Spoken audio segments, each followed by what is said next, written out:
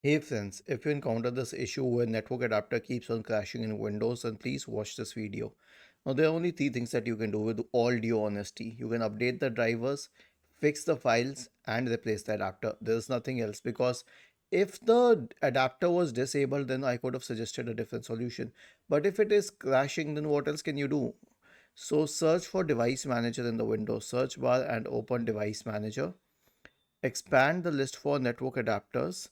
Okay, and then right click on the MediaTek one and select update driver and search automatically for drivers. And the next one is an SFC scan. Search for command prompt in the Windows search bar and click on run as administrator.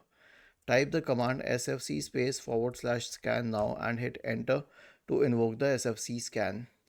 And the last one is to buy a new network adapter. I'll tell you which one. So you can buy it from any website. I'll show you on amazon.com, but you can personally buy it from any website. So I will enter the code so that I can get in. Okay. ENRJPM. So we'll search for wireless adapter here. There are a lot of wireless adapters, but I'll tell you which one to buy. Either this TP-Link one or this one, or anyone which is similar to this format. Okay, the nano USB Wi-Fi adapter. Was this helpful? If yes, then please subscribe to the channel.